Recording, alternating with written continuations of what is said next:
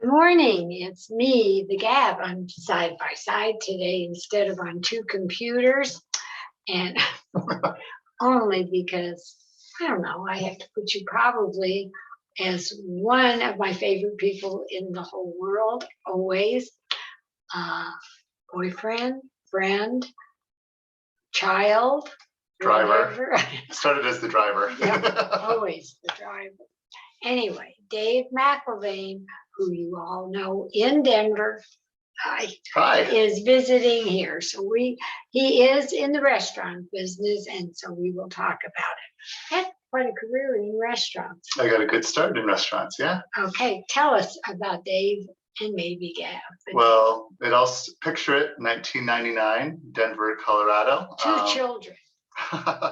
I moved here with a small group from Providence, Rhode Island, to help open Johnson Wales University Denver campus. And you were one of the first people that the executive team was introduced to in Denver to help the university get connected to chefs and restaurateurs and hoteliers that were going to hire our students. And you and I kind of buddied up after about 6 months of You're getting rid of the competition. Going to events, getting rid of the competition, getting people married off. So I started hanging out with you and Mark and Liba and going to restaurant openings and doing a lot of charity events. And then just kind of you guys adopted me and we've been best friends ever since. Best friends, my third son, actually sometimes. Third son is appropriate. Easiest one to get along with, but yeah. And it's been a great world. So from Johnson and Wales, yep. where we started even traveling together, we've been sort of around the world together. Not in 80 days. Not in 80 days, but we started out doing some of the events. I think the first event we did was, we did your events in Aspen with the Jerome and Little Nell. And those are funny stories, but can't tell. Can't tell. But our first big event together, I think, the first time I was actually on your radio show was the Kendall Jackson Heirloom Tomato Festival. In California. In California. And I was very nervous to be on the radio. Had never done anything like that before. Had researched the guests that were going to be on and had questions written down. And we're supposed to go live in like 5 minutes and no one's there. No one's in the room.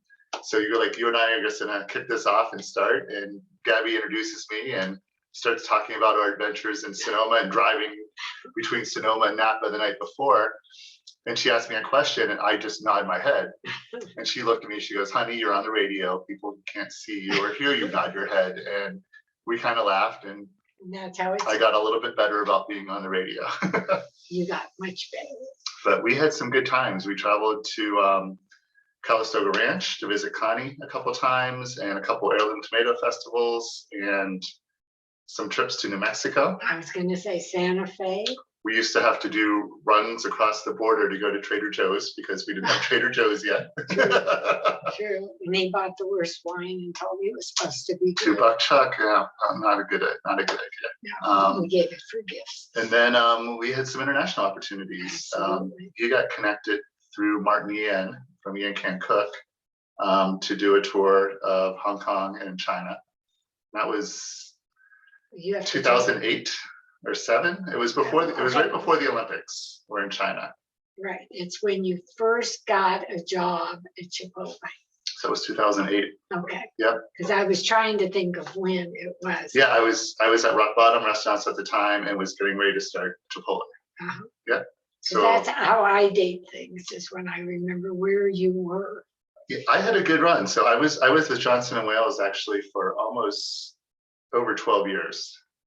Between Providence and Denver. And I'm sorry Johnson Wales is no longer here because it did a lot of great things. It was a great addition to the Denver community, and Johnson & Wales, when it started, was really committed to nonprofits. Mark Burke and the rest of the team that really was invested in the Denver community. Right. And it was a great program for students, and we did a lot of work with the ProStart program and the Restaurant Association and Share Our Strength. Share Our Strength. We hosted events on campus, and it was really a great time. It's sad that the campus is closed. I'm excited to hear what they're doing there. It seems like they're doing some great things on the campus with continuing. I know part of it's going back to Denver School of the Arts, Right. but there's going to be some continuing culinary process and training programs happening over there. I think Jorge's still there. Jorge's going to be running those things, Yeah, so 'cause it's I- great. He's such an Jorge important is part of a that campus. wonderful chef and a great person who was always there. Yep. If you all get there. Yep. Okay. So yeah, I did Johnson and Wales, and then Chipotle.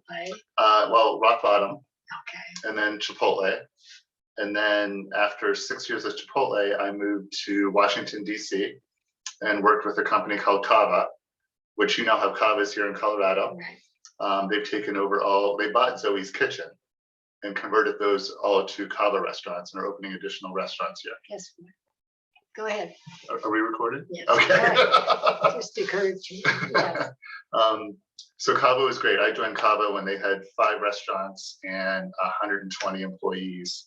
And when I left, they had acquired Zoe's. We had over 8,000 employees. Wow. And it was And fun. that's your job. Yeah, I'm in human resources. So I You might was, tell some. yeah, so recruiting, benefits, performance reviews, employee relations, all of that fun stuff. And I love being part of a small company, but once you get over to 8,000 employees, it's not as much fun anymore. You So don't think so? I don't think so. But tell us about Dave Mcklveen now, because you have a most interesting job. Yeah, so after 5 years in DC, I was looking for another small startup and got connected to a company based on Long Island. It's called Organic Crush. Oh, thank you. I couldn't remember when someone asked. Everyone says Orange Crush, but it's Organic Crush, Crush with a K. Founded by 2 amazing women, Michelle and Fran. And they tell the story that they were traveling around the Northeast, taking their kids to Taylor Swift concerts and One Direction concerts back 7 years ago, 8 years ago, and they couldn't find any place that they'd want their kids to eat. So they said, we got to fix this. There's no place that has healthy, quick, fast casual, organic food. So they hired a chef and opened a restaurant a year later. They did amazingly well. They opened their second location out in Amagansett, Long Island, which is part of the Hamptons. That did phenomenal. And they said, we're ready to grow and scale. So they hired a CEO, they hired a CFO, and they brought me on to build the HR department. And you did. And I did. So we've opened 6 additional restaurants in the last 2 years. We built a commissary kitchen. So we have 1 central kitchen on Long Island that. So give us okay, does it work like in Denver? It's fast gourmet. Yep. So you walk in, you order your food, Right. and then it's not. And then we bring it display. to you. So it's not like a Chipotle or a Cava where you walk down the line and get your Right. food. You order your food and then menu there, you customize it to what you want it to be. So if you want a salad with Brussels sprouts and Right. roasted carrots and beets, you pick that. Or we have the chef has suggested items as well. But we have a full gluten-free bakery, cold pressed juices, and then breakfast, lunch, and dinner available all day. And it's 100% organic.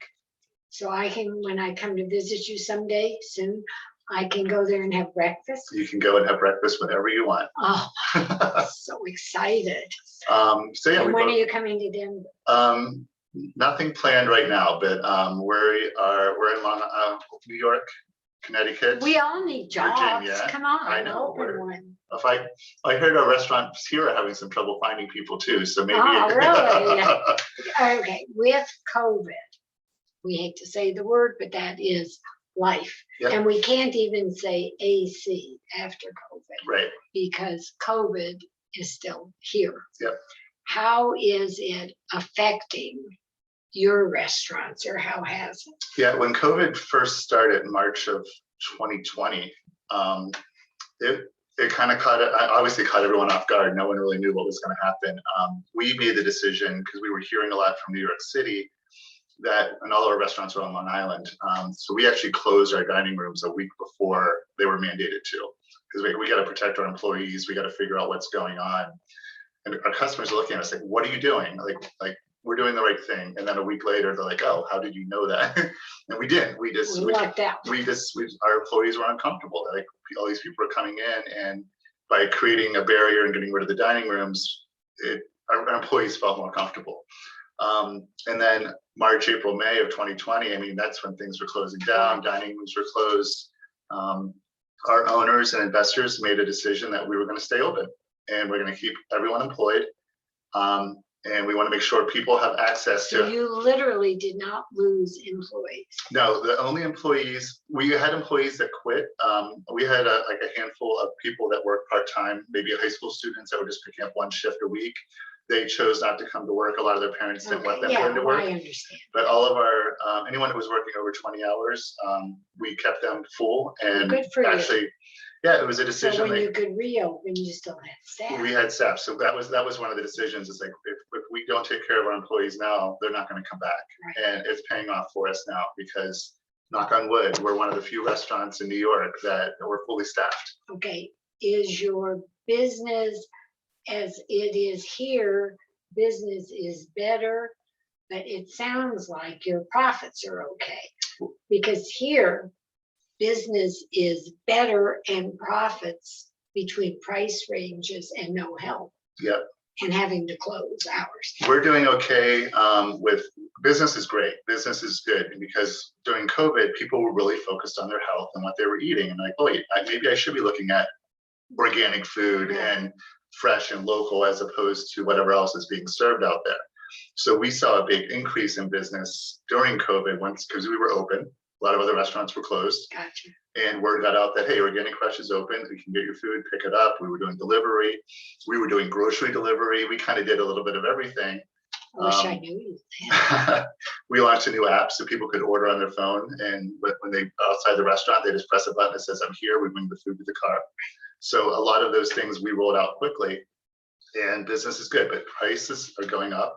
You have the same issue. We have the same issues, yeah. Now, we've been okay with food costs because our organic suppliers are smaller and aren't as impacted by everyone else, but paper goods and packaging and things like that we're trying to get. People don't understand that. Yeah, I mean, we call it order and like that's 9 months potentially. And well, first you can't get it. It's on some ship. It's on a ship or it's in a factory or it hasn't been produced because all the factories overseas were shut down as well. Right. Or there's a truck that doesn't have a driver. Yep. So we've had to make a few adjustments and order and tweak things. I think people are beginning to realize they have to pay more. Yep. And paying more is one thing, but it's got to be good. Yeah. I mean, if you're two things. One is it costs more for the restaurant to buy the food. Absolutely. And two, it costs more to hire employees and take care of those employees, whether that's your personal decision as a restaurant owner to pay them more, or the government's telling you minimum wage is going up. So in Long Island, minimum wage will be $15 starting in January. It's already $15 in New York City. We have to pay more than that because you can get a job anywhere for $15. If you want the good people, you're going to pay $15.50, $16. McDonald's is paying more. Yeah. Wow. So what's in the future? Well, in the middle of all this, we decided to open a full service restaurant. I guess I'm not going there yet. It's close. It's a seasonal restaurant right now, but we opened a casual French dining bistro. It's full service. It's in Montauk, New York, which is right on the water in the Hamptons. It's gorgeous. The food, absolutely amazing. French bistro food, so you can get your mussels and you can get steak frites. And, I was able to help out a couple of weekends because staffing issues in the Hamptons are always an issue. It's like the mountains here. Excuse me, listeners or viewers. If anyone wants a job in Montauk. And working out for Dave is a couple of hours to get to the beach. Yeah, true. But yeah, so the full service restaurant did amazingly well. So we're going to start opening additional, it's called Le Fin Kitchen. Le Fin means the end, and they call Montauk the end of Long Island. It's the furthest point east. There's a Le Fin in Philadelphia. Lebec Fin. Lebec Fin. We're just Le Fin Fin. Lebec Fin was a fortune years ago. That I was there. Star? No, that wasn't. Philadelphia. Who was the chef? I don't remember, but he was famous. I remember hearing about that. So yeah, we're going to scale that business. We're continuing to open Organic Crush. We have another one opening on Long Island this year. We're opening our second Virginia location. We'll open in Charlottesville next year. And then we're also starting a meal plan business where people can order meal plans that it's 3 meals a day for 5 days delivered to your home.